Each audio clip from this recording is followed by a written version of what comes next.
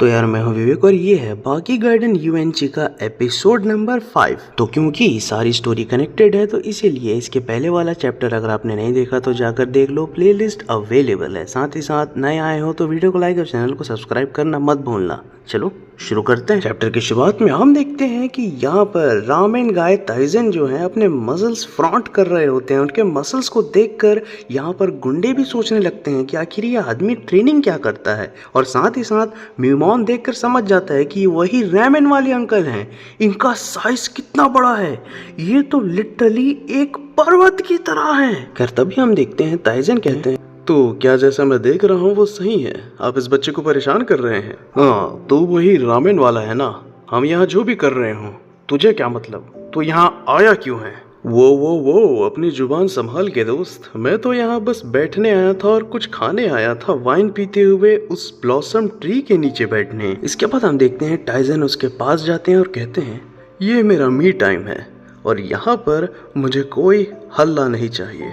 हाँ हल्ला नहीं चाहिए से तेरा मतलब क्या है, तू क्या हमसे पंगा लेने की कोशिश कर रहा है नूडल बेचने वाले। खैर उतने में ही ताइजन एकदम से म्यूमॉन की तरफ देखते हैं और म्यूमॉन उनसे शर्मा रहा होता है और ताइजन उससे पूछते हैं क्या ये तुम्हें परेशान कर रहे हैं बच्चे, अगर ये लोग ऐसा कर रहे हैं तो तुम मुझे बता सकते हो, हम कुछ हल निकालेंगे। ये सुनकर म्यूमॉन नहीं तो ऐसा टाइप का कहता है और यहाँ पर गुंडा एकदम गुस्सा होना शुरू हो जाता है। तो ठीक है बच्चे, तुम यहाँ से जा सकते हो, उसके बाद आप तीनों भी यहाँ से चले जाइए। तभी इतना सुनते ही तीनों गुंडे ताइजन को घेर लेते हैं और यहाँ पर उनका लीडर उससे कहता है तू तो ऐसे एक्ट कर रहा है जैसे तुझे कुछ पता ही नहीं है। उतने में ही उसके साइड पंटर लोग बताने लगते हैं टाइजन को कि किस तरीके से ये बच्चा जो है कई महीने से चोरियां कर रहा है, चोरी कर करके खा रहा है। तभी हम देखते हैं एक बहुत अनएक्सपेक्टेड चीज, यहाँ पर ताइजन कह रहे होते हैं बच्चे वो किसी सोने चांदी से कम थोड़ी होते हैं, उन्हें खाने दो, वो जितना खाना चाहे उन्हें खाने दो। क्या ड्रामा कर रहा है। तभी ताइजन कहते हैं सोचो ये बच्चा कितना भूखा होगा जो इसे चोरी करनी पड़ रही है खाने के लिए, और तुम लोग बच्चों को खाने नहीं दे रहे हो, तुम लोग उनको मारना चाहते हो। अगर तुम लोगों ने ऐसा करने की कोशिश की तो तुम्हें बहुत कुछ झेलना पड़ सकता है। ताइजन की इस धमकी को देखकर एकदम से पागल हो जाता है उनका लीडर, एकदम वो चिल्लाने लगता है, उसकी हालत खराब हो जाती है, वो एकदम चिड़चिड़ा जाता है, जमीन में बैठ जाता है और साथ ही साथ तुरंत उठकर अपने एक बंदे को जोर से उसके नाक में एक घूंसा मार देता है। इतना जोर से उसे वो मारता है कि उसका बंदा उलांग बाटी खाते हुए दूर जाके गिरता है और वो अपने दूसरे बंदे से कहता है मार दो इसे जल्दी। और दूसरा बंदा ताइजन की तरफ दौड़ता है चाकू लेकर और यहाँ पर म्यूमॉन चिल्लाता है। उतने में हम देखते हैं कि चाकू घुसा देता है वो ताइजन की छाती में। लेकिन चौंकने वाली बात यह है कि ताइजन को यहाँ पर फर्क ही नहीं पड़ता और यहाँ पर ताइजन उससे कहते हैं क्या हुआ, अभी तो चाकू ने मेरे मसल्स तक को पार नहीं किया है, अगर तुम्हें मेरा दिल छेदना है तो और ताकत लगाओ। और इतने में ही वो लड़का और ताकत लगाने लगता है, वो पूरी ताकत से चाकू को अंदर घुसाने की कोशिश कर रहा होता है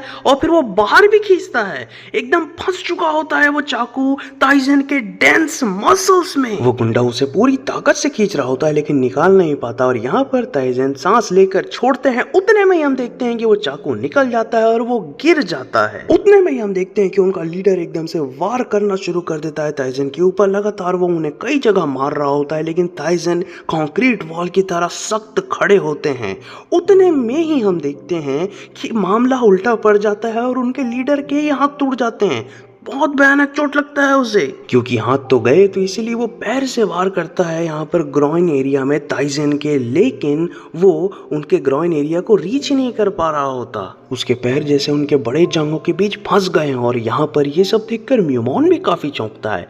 उतने में ही हम देखते हैं कि यहाँ पर फ्लैशबैक हमें दिखाया जाता है कि किस तरीके से अपने हाथ की ऐसी तैसी करवाई थी उसने, और यहाँ पर ग्रॉइन एरिया को भी वो टच नहीं कर पा रहा है ताइजन के। और यहाँ पर ताइजन उससे कहते हैं क्यों एक नूडल वाले को चोट नहीं पहुंचा पा रहा है, और इतना जोर से हिप थ्रस्ट मारते हैं कि वो बंदा उड़कर जंगल जिम नाम के झूले में एकदम से टकरा जाता है और वहीं के वहीं उसकी बत्ती गुल हो जाती है। और उतने में ही ताइजन कहते हैं बेटर होगा कि आप लोग यहाँ शांति से चले जाएं और दोबारा लौट कर ना आए, मुझे जल्दी घर भी जाना है, मेरी बेटी इंतजार कर रही होगी। और जो गुंडे होते हैं उनका बॉस अपनी बुद्धिमत्ता का प्रदर्शन करते हुए उठता है और ताइसन को सॉरी बोलकर वहां से चला जाता है।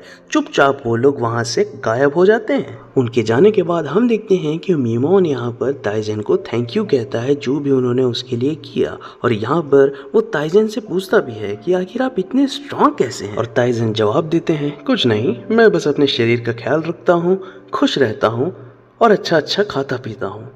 तुम खाना चाहोगे थोड़ा लजानिया? फिर तभी हम देखते हैं ताइसन बैठते हैं और एकदम से वाइन के बोतल को ऐसा घुमाते हैं कि उसका ढक्कन आधा टूटकर एकदम ग्लास की तरह निकल जाता है। बाकी वर्ल्ड में दारू की बोतल के साथ बहुत कलाकारी देखने को मिलती है, नहीं? बहुत क्रिएटिव है ये लोग। ताइसन चुस्कियां लगा रहे होते हैं और मीमोन इनसे कहता है, आपने कहा था कि आप चेरी ब्लॉसम ट्री के नीचे बैठना चाहते हैं, लेकिन चेरी ब्लॉसम का तो मौसम अभी है ही नहीं। अभी तो पेड़ में सिर्फ कलियां लगी हुई हैं, 3-4 महीने और लगेंगे इन्हें खिलने को। तुम चिंता मत करो बच्चे, चेरी ब्लॉसम का मौसम अभी आ जाएगा। इतना कहते ही ताइसन एकदम से उठते हैं और वो पेड़ के पास जाते हैं और वो पेड़ को हक कर लेते हैं और सांस खींचकर ये बंदा लिटरली इतने जोर से दबाता है उस पेड़ को, इतने जोर से दबाता है कि एकदम मिरेकल हो जाता है। लिटरली सारे के सारे फूल खिलने लगते हैं। लिटरली चेरी ब्लॉसम का माहौल आ जाता है, सारे फूल एकदम पीक पे खिल जाते हैं और पूरा पेड़ फूलों से भर जाता है भाई। ये देखकर मीमोन को भी काफी अच्छा लगता है और वो भी थोड़ा कंफ्यूज होता है, बिल्कुल आपकी और हमारी तरह। और यहाँ पर कहते हैं ताइसन उससे, देखा छोटे बच्चे, मैंने कहा था ना चेरी ब्लॉसम का मौसम अभी आ जाएगा, तो चलो अब लजानिया खाते हैं और वाइन पीते हैं। हाँ ठीक है, जैसा आप कहें, लेकिन मैं वाइन नहीं पीता, मैं लजानिया भले ही खा लूंगा।